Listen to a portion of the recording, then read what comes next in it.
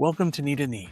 I'm Mark Merritt, and I'm glad you're here today. Today's guest went from arrested as a junior in high school, through 8 different drug treatments, through incarceration, through losing someone he loved to suicide, and came out on the other side as an author, an advocate, and someone who's literally flying to DC to brief senators on drug policy reform.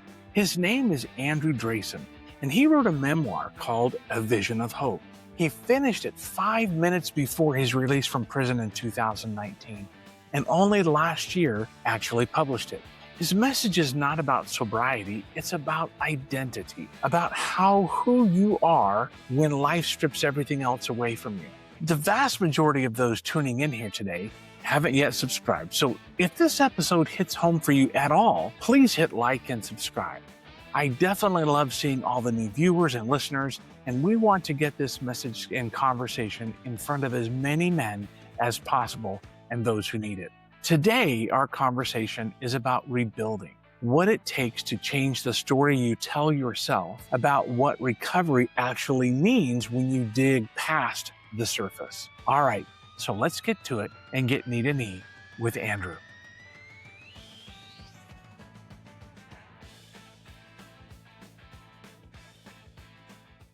Welcome to another episode of Knee to Knee. I'm happy to have you here. I'm so excited that you had the chance to join us and come in today. Welcome, Andrew, to Knee to Knee. We're so happy to have you here. Yeah, thanks for having me. I'm glad to be here. Yeah.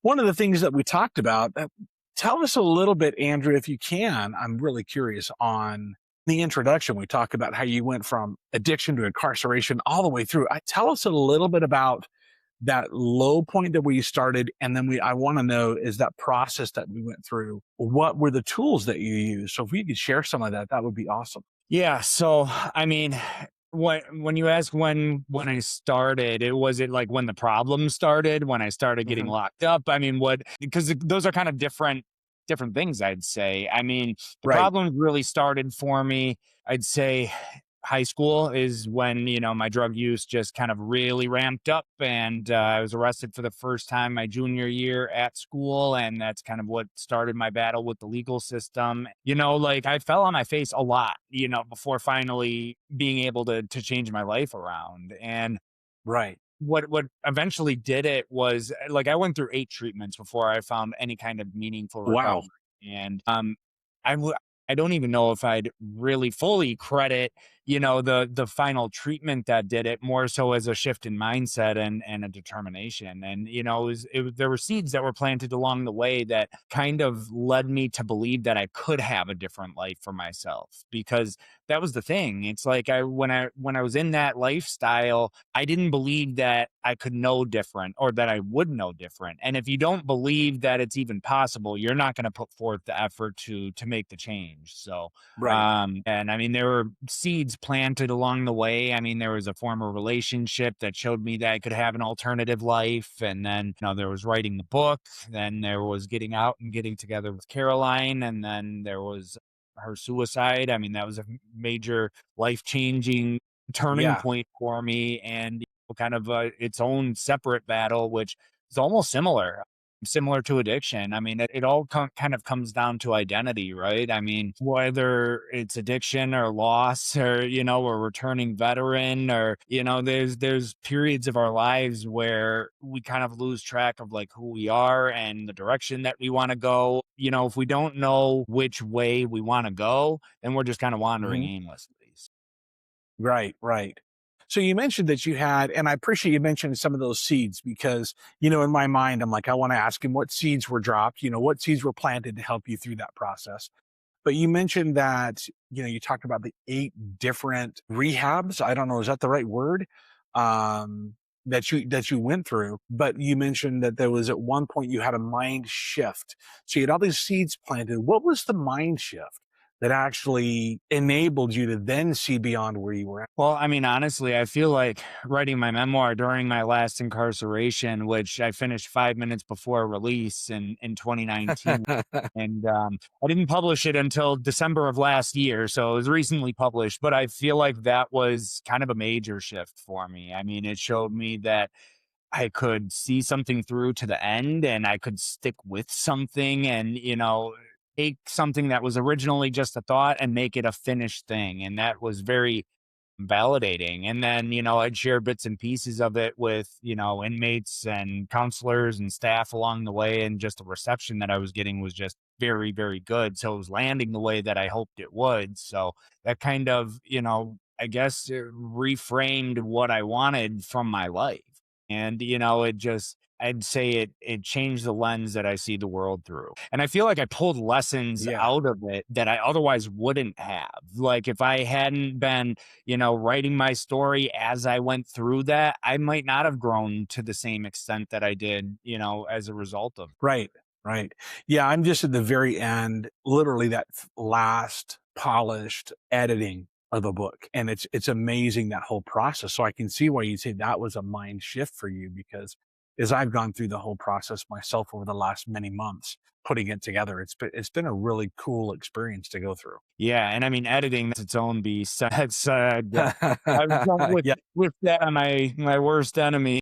I self-edited and I read my book 8 times, and by the end, I was tired of reading my story. I mean, I wrote it, and then Yeah. it's a lot. I mean, that's something that I'd say for people, considering writing a book, budget for an editor. You'll be doing yourself a favor. Yeah, I think I'm on version 22. And, you know, and I don't know how many times I've read it, but we've just finished, I think, the last edit.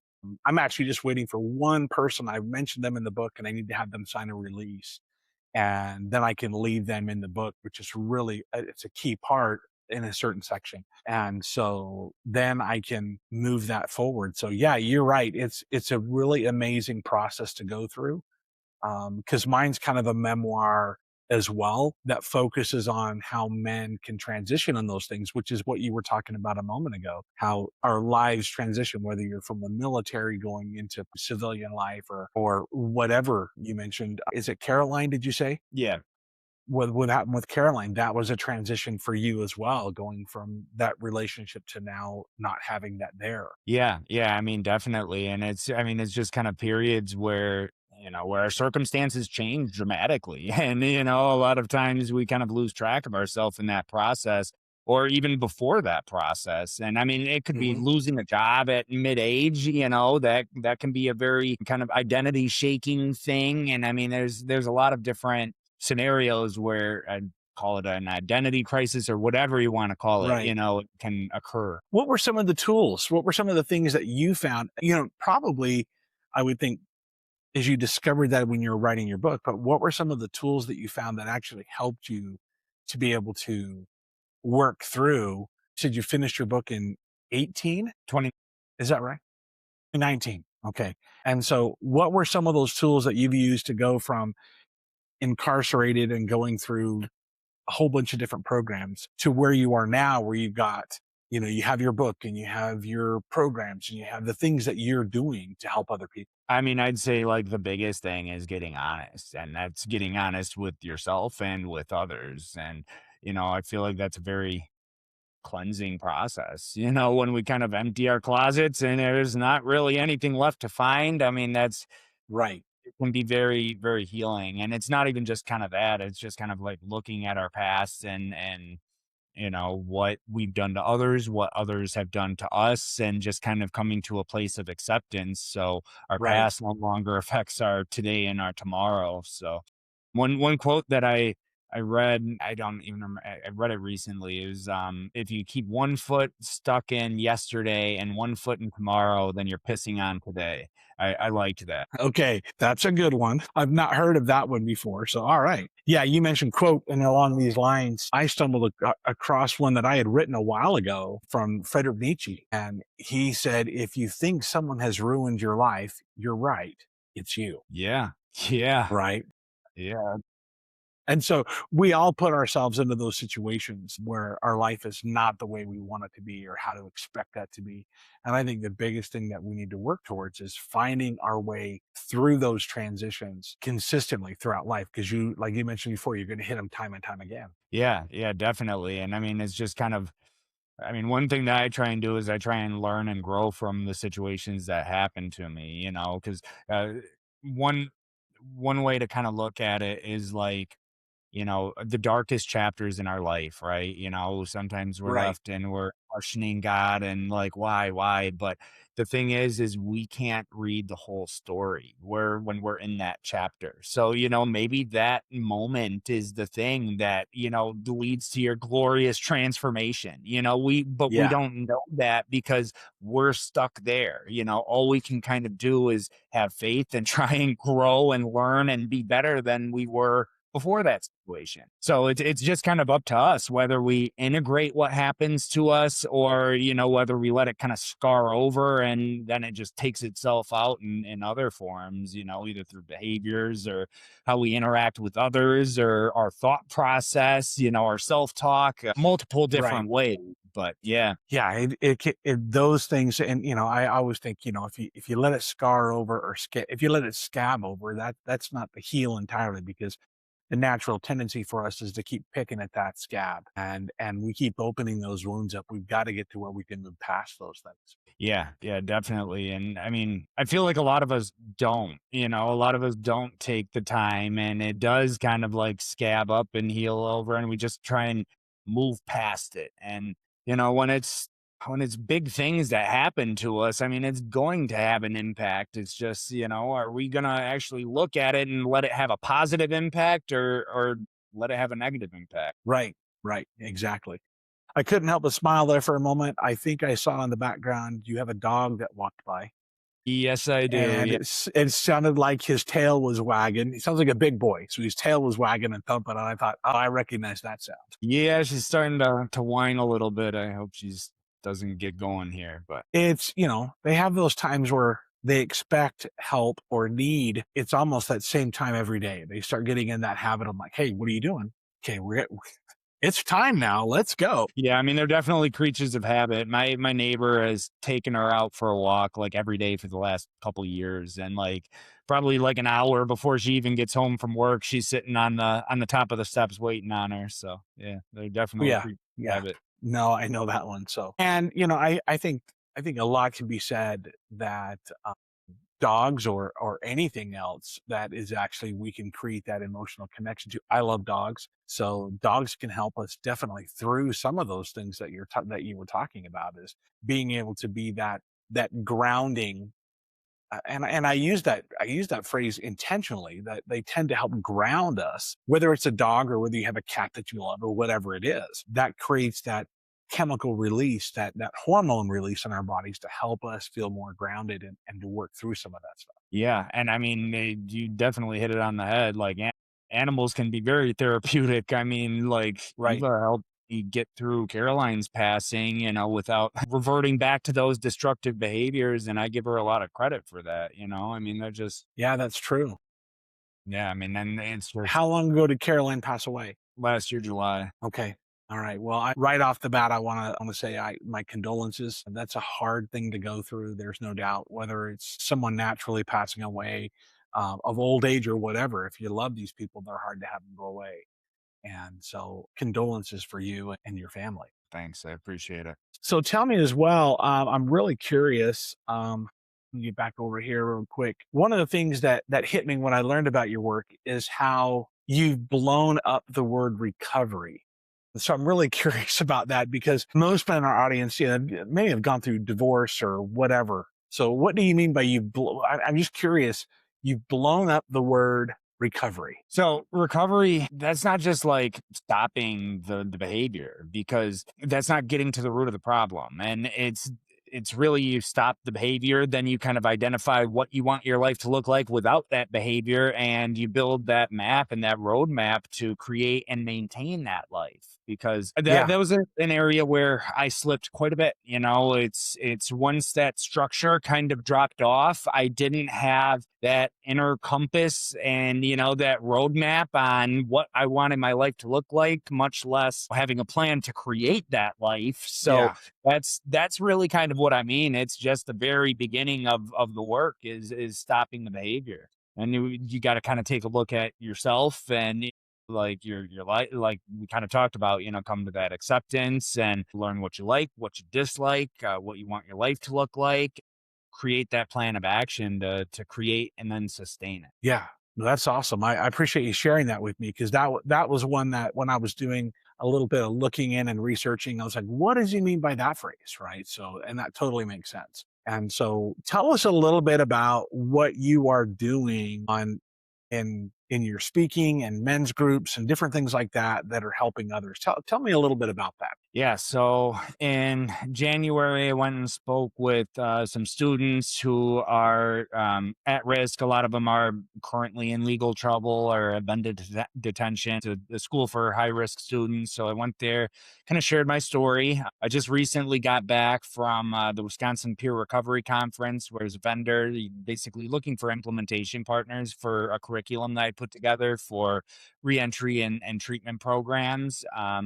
In October, I'm speaking virtually at the Global Addiction, Behavioral Health, and Psychiatry Conference on identity repair and its role in preventing relapse. And then right after that, like the next day or two after that, I am going to the 2026 Mental Health and Substance Use Summit, where I'm hosting a breakout. I Well, also you're got busy. yeah, yeah. Then I also got involved in this coalition, and I'm flying out to DC on the 20th. We have a briefing with a couple of senators on both sides of the aisle on trying to change the drug laws. So yeah, I've launched a comprehensive blog series. I've released 19 of 36 parts, basically kind of making that argument on shifting from prevention and enforcement to treatment, and from enforcement to prevention and treatment. And Right. I just feel there's a lot of misconceptions around, the idea of legalizing and regulating drugs. And, so it's just kind of touching on a lot of those preconceptions and, kind of misguided arguments against it. So the fact is, what we're doing right now is the most ineffective thing that we can do at the highest price tag. I mean, we have between Okay. 75 and 100,000 overdose deaths a year, and we're paying 50 billion as a conservative number a year for those overdose deaths. So, I know from experience that the threat of incarceration is not enough to change behavior when it comes to addiction. Right. Right. That totally makes sense because I think we see that a lot. Yeah, I don't think incarceration is always the right solution. I would agree. So, as we get close to winding down to our episode here, we always ask the same question of all of our guests, and thank you again for coming on. So, based off of our conversation today, what is one thing that men can do to build deeper connections with those around? I'd say have compassion. I mean, I feel like so many of us get caught up in our own lives, and we're the kind of the star in our own show that, we kind of forget about those around us, especially strangers that we just meet. It's Right. it Yeah. take a little bit of interest in someone else and how you can help others. I think it will do wonders in helping you connect. Yeah, we had a guest on a little while ago, and he was talking about approaching life, especially others, as you're building connections with curiosity. And I thought that was a really neat way to phrase that because you're curious about them and you're going to try and figure out who they are. But definitely coming with others with compassion is, I think, is a huge deal. So, is there anything else you'd like to share with us today, Andrew, to our listeners? I mean, I just say one message that I kind of hone in on is Yes. watch your self-talk. Watch your self-talk. We talk to ourselves more than we talk to anyone else in our entire lives, and what we tell ourselves matters. I mean, it shapes what we think and what we feel and what we believe and just all of that. So we need to kind of be cognizant of what we're telling ourselves, and whether it's based on a narrative or the truth. And Right. especially in today's days of misinformation, we got to use some discernment in taking in the news that, and the information that's fed to us. So just watch that self-talk. No, I think that's probably, to me, that's probably the nugget, the key thing for today. And so I appreciate you sharing that because you're exactly right that self-talk is huge, and can have a positive and a negative effect. But I think we all many people, at least most of us, we believe that negative stuff before we believe the positive stuff. Definitely. Yeah, yeah, it's So definitely easy to do. And then just the other thing is The website's a visionofhopebook.com. You can find the links to the Okay. book, some podcast episodes, the blog, all that fun stuff. Yeah, we'll make sure we put the links down in the description for the episodes for those of you that are curious about jumping over and checking out Andrew's book and the other things, his other stuff that he's got, his blogs and stuff like that. So, Andrew, thank you so much for spending a few minutes with us today. I so appreciate you coming on. Yeah, thanks for having me. It's been a pleasure. And everyone, thank you for tuning in once again to KneeToKnee. We appreciate you spending a few minutes with us. And please don't forget to hit that like and subscribe button. It helps with that YouTube algorithm thing to help us get more good content out to men. And so thank you so much, everyone. And we will catch you on the next go around. Thanks.